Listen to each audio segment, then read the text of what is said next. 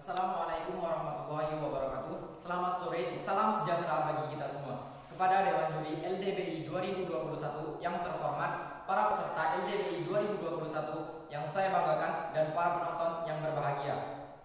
Perkenalkan, nama saya Ibreza Indra Alhaj dari SMA Negeri 1 Blumbang, Kabupaten Muara Enim, Provinsi Sumatera Selatan. Saya di sini sebagai pembicara pertama tim oposisi dengan mosi hari ini bahwa pejabat pemerintah dilarang menggunakan pengaruh media sosial atau influencer dalam mensosialisasikan kebijakannya. Kebijakan politik adalah sesuatu yang sangat penting dibahas dalam struktur negara demokrasi. Bukan hanya karena hal tersebut akan menentukan arah pemerintahan, tetapi juga penting untuk memastikan implementasi dari kebijakan tersebut yang efektif bagi masyarakat. Dewan Juri yang terhormat, pejabat pemerintah menggunakan pengaruh media sosial atau influencer dalam mensosialisasikan kebijakannya sangatlah berguna untuk mempercepat dalam mensosialisasikan sesuatu kebijakan tersebut. Di sini saya mempunyai beberapa kata kunci yang akan saya definisikan dari mosi hari ini.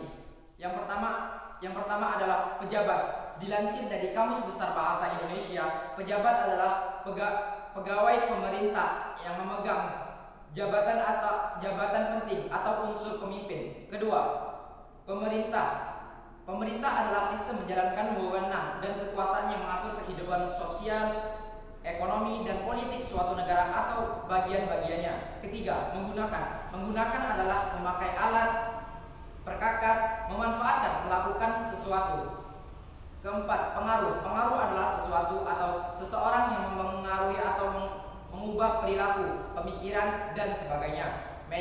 Kelima, media sosial. Media sosial adalah laman atau aplikasi yang memungkinkan pengguna dalam dapat membuat dan berbagai isi atau terlibat dalam jaringan sosial. Keenam, mensosialisasikan. Mensosialisasikan adalah menjadikan milik umum, membelajarkan seseorang, memperlakukan secara sosialisme. Kebijakan adalah rangkaian konsep dan asas menjadi pedoman dan dasar rencana dalam pelaksanaan suatu pekerjaan. Saya selaku pembicara pertama tim oposisi sangat tidak setuju pada mosi hari ini. Karena influencer mempunyai peran penting untuk mensosialisasikan kebijakan pemerintah melalui media sosial. Dewan Juri yang terhormat, saat ini negara kita menghadapi pandemi COVID-19. Untuk mensosialisasikan secara langsung tentu tidak mungkin, pasti tidak bisa, dan adanya influencer mensosialisasikan akan berjalan dengan cepat dan lancar dan efektif, tidak perlu mematuhi protokol kesehatan karena tetap di rumah saja. Dilansir dari kompas.com,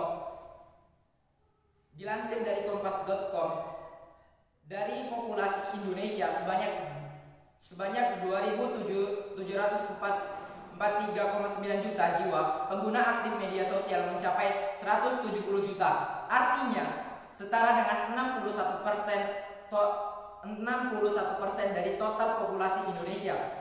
Karena masyarakat banyak yang menggunakan media sosial dalam mensosialisasikan pada masa pandemi ini sangatlah efektif. Contohnya influencer yang sangat terkenal yaitu artis Raffi Ahmad yang ikut serta dalam vaksinasi COVID-19 pertama di Indonesia.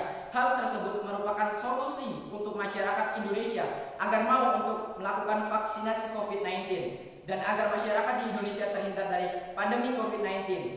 Secara tegas, lugas, dan mantap, saya selaku tim oposisi sangat tidak setuju dengan mosi kali ini. Apabila ada oknum yang melarang pejabat pemerintah menggunakan influencer dalam mensosialisasikan kebijakannya, berarti melanggar hak asasi manusia. Berarti melanggar hak asasi manusia yang dijamin dalam pasal 28 Undang-Undang Dasar 1945 yang berbunyi kemerdekaan berserikat dan berkumpul, mengeluarkan pikiran dan lisan dan tulisan dan sebagainya ditetapkan dengan undang-undang. Artinya setiap orang ataupun pejabat pemerintah diperbolehkan menggunakan pengaruh media sosial atau influencer dan hal tersebut melanggar Undang-Undang ITE Informasi dan Transaksi Elektronik pasal 28 ayat 2 dan pasal 45A ayat 2 yang berbunyi tidak membatasi kebebasan masyarakat untuk berpendapat. Dari pasal tersebut kita bisa simpulkan bahwa pejabat pemerintah dilarang menggunakan media sosial dalam mensosialisasikan kebijakannya. Maka kebebasannya dalam menyampaikan pendapat relatif terkekang, artinya tidak bisa bebas. Kenapa tidak bisa bebas? Padahal kita mempunyai hak-hak yang perlu kita jalankan. Apabila kebijakan Dewan Juri yang terhormat, apabila kebijakan publik tidak disampaikan melalui media sosial secara saya percaya bahwa kebijakan publik tidak akan dapat disampaikan kepada masyarakat secara netral dan transparan. Kenapa? Karena masyarakat Indonesia sekarang sudah banyak yang menggunakan gadget dan teknologi karena kemajuan zaman.